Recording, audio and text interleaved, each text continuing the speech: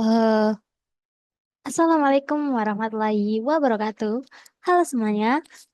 Sebelumnya perkenalkan, nama saya Mutia Nurul Iza. Saya dari program studi arsitektur dengan NPM akhir 069.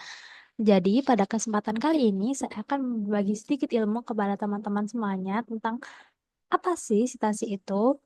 Hmm, Jadi mungkin bagi beberapa teman-teman termasuk saya pada semester 1 awal-awal itu waktu dikasih tahu tentang stasi atau disebutkan kata-kata stasi, kita pasti bingung apa sih stasi itu. Nah, jadi pada kesempatan kali ini langsung aja langsung saja saya akan berbagi sedikit ilmu yang saya pahami tentang stasi kepada teman-teman sekalian.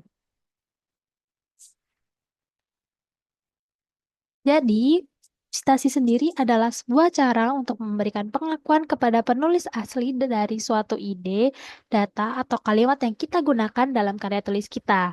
Nah, dalam menulis karya tulis ilmiah, tentu tidak mungkin kita 100% itu hasil pemikiran atau pendapat kita sendiri. Namun kita tentunya mengutip dari beberapa sumber yang lebih valid gitu lah. Nah, stasi ini itu yang dimana kita memberitahu kepada pembaca bahwasannya karya tulis yang kita tulis itu bukan sepenuhnya dari pemikiran kita, yang dimana kita tentunya mengutip dari beberapa sumber.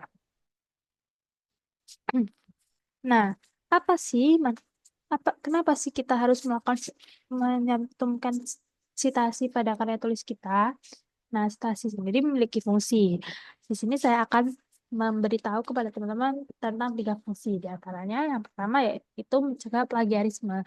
Yang dimana plagiarisme sendiri adalah suatu kegiatan yang dimana saat kita mengcopy karya orang lain. Nah, untuk yang kedua sendiri ada meningkatkan kredibilitas. Kredibilitas sendiri ini yang dimaksud adalah dengan kita menyantumkan beberapa sumber atau kita menuliskan pada karya tulis kita seperti kita mengambil ini dari sumber ini, di ini itu seperti ini menurut sumber ini itu dapat meningkatkan kredibilitas kita.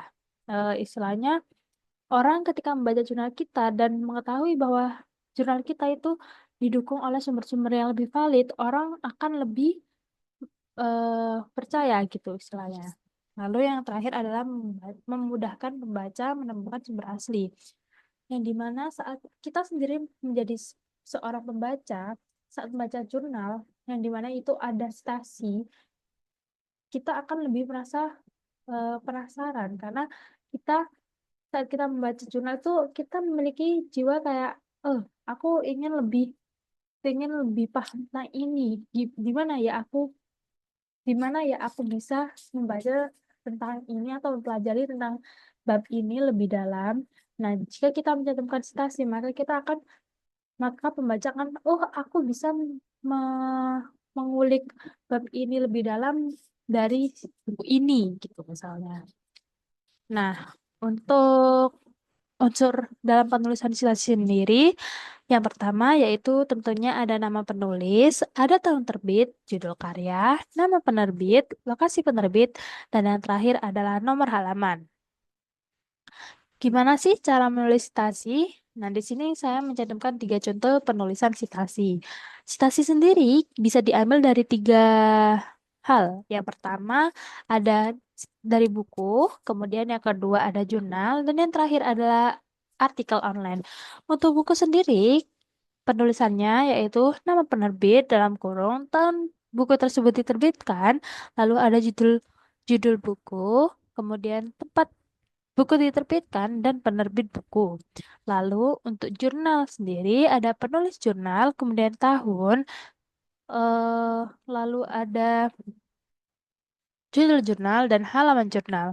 Dan yang terakhir ada artikel online yang di mana ada nama nama penulis artikel, lalu ada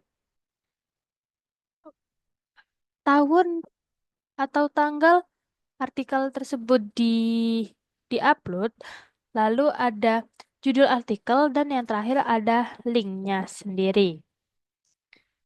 Mungkin hanya se, se, ini mungkin hanya cukup di sini yang dapat saya bagikan kepada teman-teman sekalian. Kurang lebihnya mohon dimaklumi. Terima kasih. Wassalamualaikum warahmatullahi wabarakatuh.